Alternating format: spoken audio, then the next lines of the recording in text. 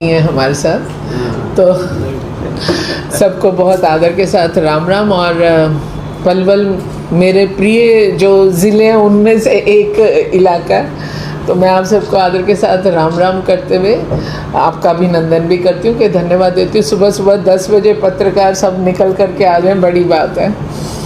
और परिचय हम जितने लोग बैठे हैं आपको अभी जयराम जी दे ही चुके हैं। आज का जो प्रेस वार्ता है वो मुख्य रूप से इसलिए रखी गई है कि बताने की बहुत बड़ी ज़रूरत नहीं है। ज़िंदगी आप लोगों की भी उम्र बीत गई, हम लोगों की भी बीत गई 15 अगस्त को मनाते मनाते। और हम स्कूल से लेकर, चाहे वो हमारे सरकारी स्कूल हैं या हमारे नॉन गवर्नमेंट स्कूल्स हैं, प्राइवेट स्कूल्स हैं, हर जगह 15 अगस्त 26 जनवरी इन सब चीज़ों को बहुत धूमधाम से मनाया जाता है। और बुनियाद नींव बच्चों से शुरू होती है। लेकिन इतना लंबा चलते चलते हमारे देश के प्रधानमंत्री आदरणीय नरेंद्र भाई मोदी जी ने बहुत सारी चीज़ें ऐसी करी कि जो आज तक किसी और ने उनको समाज में इंट्रोड्यूस ही नहीं किया। मैं समझती हूँ कि हमारे देश के जितने प्रधानमंत्री रहे सभी काबिले तारीफ़ और अपनी अपनी विजन के अनुसार, अपने अपने नज़रिए के अनुसार सब ने बहुत सारी नई चीज़ें दी। लेकिन जब बात आती है आदरणीय मोदी जी की तो गिनती बहुत लंबी हो जाती है। उसमें से एक और दिन जो उन्होंने हमारे इस स्वतंत्रता के साथ जोड़ा, जबकि वो स्वतंत्रता की भूमिका निभाता हुआ दिन है, क्योंकि स्वतंत्रता हमें बिना बलिदानी, हमारे जितने लोग शहीद हुए, बलिदान हुए, उनके बिना तो ये स्वतंत्रता आई नहीं। ये जो हम बोलते हैं ना कि बहुत शांति से मिल गई, वो क्या एक गाना भी एक वो है ना कि बिना देती हमें आज़ादी, बिना खडक बिना ढाल। खडक ढाल तो पूरी चली, हम ये चाहते हैं कि खडक ढाल ना चले, लेकिन पूरी चली। बेअंत लोग शहीद हुए और इन शहीदों में उनके नाम दर्ज भी नहीं हो पाए, जो अलग अलग परिवारों से निकल करके उस हिंदुस्तान के जब दो टुकड़े हुए, एक भारत बना और एक बना पाकिस्तान। और उस समय के जो राजनीतिक तंत्र था उन्होंने ये विभाजन भी धर्म के अनुसार किया। और बहुत सारे ऐसे लोग जो मैं सोचती हूँ कि जब आज मैं किसी 80 साल के बुज़ुर्ग से मिलती हूँ जो वहाँ से आए, तो वो जब अपनी उस समय की कहानी सुनाते हैं वो बताते हैं कि भाई ऐसे बोलने में इतने भावुक हो जाते हैं कि हमारे तो पाँव इतने छोटे छोटे थे, पैरों में कांटे लगते हुए, माँ ने 2-2 बच्चे गोद उठा रखे और रास्ते में पानी है नहीं है। मैंने अपनी नानी के मुँह से भी सुना था कि जिसे हम बोलते ना तालाब और जिसमें काई जमी होती है, तो वो कहती थी कि हालात ऐसे थे कि छप्पड़ का पानी बच्चों को पिलाना पड़ा था। मतलब कितना गुजरी होगी उन सब के ऊपर। फिर एक और जो चीज़ उस समय की बहुत याद दिलाती है कि आतंक कितना बड़ा था, आतताई कितने अत्याचार कर रहे थे कि जो ट्रेन वहाँ से पाकिस्तान से इस नए भारत की तरफ आ रही थी, 14 अगस्त में उन ट्रेनों में भी कत्लेआम किया गया। फिर ऐसी बहनें बेटियों की बहुत गाथाएं हैं जो खुद परिवार के लोग बताते हैं कि वहाँ पर जब हमले होने लगे, बेटियों की अस्मिता पर हमले होने लगे, तो बेटियों को जहर दे करके, बेटियों ने खुदकुशी करके, कुओं में छलांग लगा करके अपनी इज्जत बचाने का काम किया, पर अपनी जान को गंवा करके। तो एक ये जो चीज़ है, इस सारे चीज़ का, ये विभाजन की जो विभीषिका का जो दर्द है, इस सारे दर्द को आदरणीय मोदी जी ने 14 अगस्त को एक विभाजन विभीषिका स्मृति दिवस के रूप में पूरे देश को उन तमाम गुमनाम शहीदों के लिए श्रद्धा सुमन अर्पित करने के लिए इस दिन को मनाने का प्रयास किया। फिर कहा जाता है कि जो कौम, जो देश प्रदेश और जो भी परिवार भी अपना इतिहास भूल जाते हैं ना, तो उनकी युवा पीढ़ी तरक्की नहीं कर सकती। तो देश के प्रधानमंत्री जी की एक नज़र ये भी थी कि ये जो बहुत मेहनत से हमें आज़ादी मिली, जो इतनी त्रासदी हुई, इस सारी धरोहर को हम आज की युवा पीढ़ी के हाथ में सौंपे। तो ये जो दिन 14 तारीख का, ये हमारा बेसिकली दिन हमने जो मनाने का, माननीय प्रधानमंत्री जी के मार्गदर्शन में पूरा भारत मनाएगा। हर ज़िले में मनाया जाएगा, हर प्रदेश में मनाया जाएगा। तो हमारे शहर में, हमारे हरियाणा में, हमारे शहर फरीदाबाद लोकसभा में इस बार राज्य स्तर के कार्यक्रम का आयोजन किया जा रहा है, जिसमें मुख्य रूप से हमारे मुख्य अतिथि की भूमिका में रहेंगे हमारे आदरणीय नायब सिंह सैनी जी, मुख्यमंत्री हरियाणा सरकार। और इनके साथ अगर मैं पंचनद का नाम नहीं लूँगी तो मुझे लगता मैं कहीं ना कहीं अन्याय कर जाऊँगी। तो इसमें पूरा सहयोग हमें पंचनद के साथ भी मिलता है। जो कार्यक्रम हमने 2022 में शुरू किया, वही कार्यक्रम आदरणीय स्वामी धर्मदेव जी ने 2003 से शुरू किया। इस स्वामी जी की भी एक सोच रही, और मुझे इस बात की बहुत खुशी होती है क्योंकि स्वामी धर्मदेव जी तो समाज के मार्गदर्शक हैं, किसी चीज़ को देखते नहीं। पर ज़्यादा खुशी इस बात की होती है कि देश में जो प्रधानमंत्री बनते हैं वो राजनीति के मार्ग से पहुंचते हैं। तो हमारे जो देश के प्रधानमंत्री हैं उनकी भी सोच किसी फ़कीर, किसी संत से पीछे नहीं है कि जो उन्होंने भी इसको 14 तारीख को निश्चित किया। तो इसलिए सभी फरीदाबाद के, पलवल के और हरियाणा के बाकी हिस्सों के लोग इसमें शिरकत करेंगे। 14 तारीख तारीख रहेगी और समय रहेगा सुबह 10 से 10:30 के बीच में। और हमारा जो ये जो स्मृति दिवस के कार्यक्रम का स्थल है वो फरीदाबाद ज़िले में विधानसभा फरीदाबाद का एक सेंटर ग्राउंड है हमारे पास, वहाँ पर ये किया जाएगा।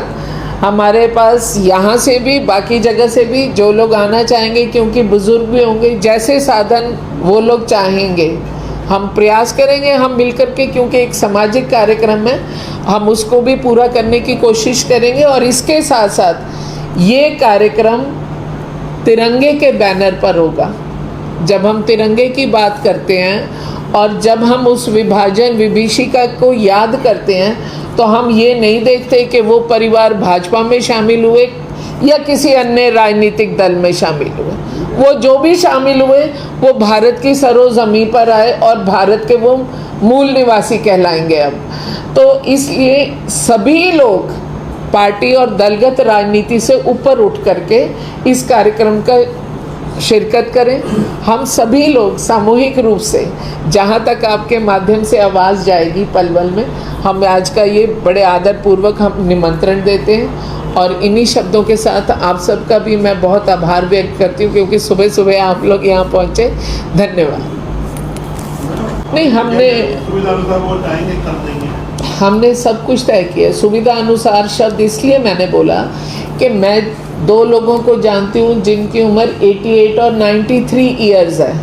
अभी एक बात रखती हूँ, आज का समय ऐसा है कि आपको आधी जनता डायबिटिक मिलेगी, और जो बंदा 80 प्लस हो है और डायबिटिक है, डायबिटिक वाले के लिए थोड़ा सा यूरिन और थोड़ा सा क्या, जैसे 88 साल का बंदा है तो हमने वहाँ व्यवस्था करी है 1+1, यानी कि जो बंदा आएगा उसके घर में से भी तो कोई बंदा हाथ पकड़ के लाएगा। अगर ऐसा बंदा मान लो नहीं आ सकता, किसी बस में, पर्सनल कार में आना चाहते हैं, तो वो व्यवस्था भी करी है। जिसको हम बुला रहे, अगर हम उसकी सेहत का ही ध्यान नहीं रखेंगे तो, है ना, ये वजह है। तो जो आप कार्यक्रम करोगे उसमें क्या क्या कार्यक्रम आप दिखाओगे? पिछले जो इतिहास है, हम इस कार्यक्रम में अभी हम सरकारी तौर पे 4थी बार करने जा रहे हैं। तो इस बार इसके संयोजक हमारे डिप्टी स्पीकर हैं आदरणीय डॉक्टर कृष्ण मिड्डा जी, और उनके साथ विशेष भूमिका में हैं जगदीश चोपड़ा जी, और भी बहुत लंबी टीम बनी है। लेकिन इससे पहले जो 3 कार्यक्रम रहे हैं उसमें संयोजक प्रदेश के उस पर हमारे मनीष ग्रोवर जी रहे, जो पूर्व मंत्री हैं। तो हमने पिछली 3 बार में भी बहुत सारे ऐसे लोगों के संस्मरण वो हमने रिकॉर्ड भी किए हैं। अब मैंने एक कार्यक्रम 2 साल पहले किया था फरीदाबाद में, लेकिन जितने लोग बुलाए थे मुझे ध्यान है सबके साथ 1+1 थे, और उनमें से कम 5 लोगों को मैं जानती हूँ जो आज भगवान के पास जा चुके हैं। तो लेकिन उनके वो रिकॉर्डेड संस्मरण तो हमारे पास आज भी पड़े हुए हैं। तो कुछ ऐसी हम चीज़ें दिखाएंगे। फिर उसके अलावा देश को संबोधन देंगे आदरणीय प्रधानमंत्री जी, वो संबोधन भी वहीं से रिले करेंगे। और भी लोग जो आए होंगे वो अपने उस समय के संस्मरण, यानी अब हम 78वां स्वतंत्रता दिवस मनाने जा रहे हैं, तो एक ऑब्वियस ही बात है कि जो बोलने लायक बंदा होगा वहाँ पर, वो मान लो 6 महीने का भी इस नए भारत में आया हो, तो वो 78 साल का तो होना ही चाहिए, जो उन्होंने अपने बड़ों से सुनी। इस प्रकार से जैसे माइग्रेट होकर आए थे, माइग्रेट होकर आए थे, तो सबसे पहली सरकार थी केंद्र में नेहरू जी की सरकार। तो नेहरू जी ने जो प्रयास किए थे वो कितने पर्याप्त थे, अच्छे थे, प्रयास थे? मैंने अभी एक बात बोली है, अभी आपने ये विषय रखा है, मैंने अभी अपनी बात शुरू इस प्रकार से करी कि देखिए हमारे देश के जितने प्रधानमंत्री हुए और हरियाणा के कितने भी मुख्यमंत्री हुए, सब ने अपने नज़रिए से काम किया। अब मैं भी उसी परिवार की बेटी हूँ जो उस वाले पाकिस्तान से, हाँ, पंजाब से, और पश्चिमी पंजाब से पूर्वी पंजाब में आए। तो मैं ये बात इसलिए कहा कि मैंने कहा हिंदुस्तान के 2 टुकड़े हुए थे। अब मैं एक छोटी सी बात बोलती हूँ। हम जैसे बड़े हो रहे थे तो हमारी दादी हमें कहानी सुनाती थी, तो उन्होंने मुझे बच्चों को बिठाकर एक बात बोली कि जब हम लोग आए इधर, तो उस समय की जो सरकार थी, उन्होंने आकर के प्रधानमंत्री जी ने ये कहा कि आप सबकी पेंशन लगाई जाएगी। ये मैं अपने घर की आप बीती बता रही हूँ, सुनी सुनाई बात नहीं। तो पेंशन लगाई जाएगी। तो मेरी दादी ने बताया कि हम जितने लोग आए थे, हम सब तंदूर पे इकट्ठे मिलकर के खाना बनाते थे, और हम सब ने एक आवाज़ में कहा कि ये भगवान ने हमें 2 हाथ दिए, हमारे हाथों को काम चाहिए, हम पेंशन नहीं लेंगे। तो ये जैसे आपने अभी कहा ना, प्रयास सबने किए, लेकिन बात यह, मैं तो अपने उन बुज़ुर्गों को दिल से नमन करती हूँ जिन्होंने ये जज्बा डाला कि भाई इस मेहनत से काम करें, किसी और चीज़ में जाने की बजाय। और अगर आप फरीदाबाद और अपने पलवल का इतिहास भी देखेंगे, सभी ने पलवल का और फरीदाबाद का नाम किया। हमारे फरीदाबाद में लखानी साहब हैं, लखानी साहब का परिवार भी वहाँ से आया। पर मुझे बड़ी खुशी होती थी जब टीवी पर लखानी कंपनी की ऐड आती थी। खुशी ये होती थी मुझे कि मेरा फरीदाबाद देश के कोने कोने में और विश्व के कोने कोने में उस आपके माध्यम से, टीवी माध्यम से जा रहा है। तो लोगों ने बहुत तरक्की करी। स्थापित हो रहा है सिंधु जो नदी है उस पर अगर बांध बना दी तो हमारे पास 10 ऐसी मिसाइलें, हम उसको एक बार में उड़ा देंगे। तभी तो बोल रही हूँ कि नापाक नाम है, नापाक इरादे। पाक नाम होने से थोड़ी ना हो जाता है। ऐसे ने भी कहा है कि जो अभी और चल सकता है, अभी 4 दिन हुआ है, 14 दिन भी हो सकता है, 1400 दिन भी हो सकता है। माननीय प्रधानमंत्री जी ने एक बात बोली थी, ये ऑपरेशन सिंदूर ख़त्म नहीं हुआ, बंद नहीं हुआ। क्यों? अगर ये एक अटैक करेंगे तो हम इसका जवाब देने के लिए तैयार बैठे हैं। आज अपने देश में नहीं, मोदी जी का डंका और भारत का डंका, जब हमारा एक खिलाड़ी कोई पदक जीत करके आता है ना, तो पूरे विश्व में डंका बजता है कि देखो जी हमारा खिलाड़ी पदक लेकर आया है। और जब हमारे प्रधानमंत्री इतना बड़ा काम करके सेना की मदद से, मैं सेना की मदद इसलिए बोलती हूँ, घर में बड़े का सहारा बहुत होता है। तो जब सेना से इतना बड़ा वो काम करवाते हैं, उनको छूट देते हैं फैसले लेने की, तो मुझे लगता नहीं कि कहीं कोई हमें बताने की, बखान करने की ज़रूरत है। आज तो हमारे स्कूल के छोटे छोटे बच्चे भी हमें ये आंसर देते हैं।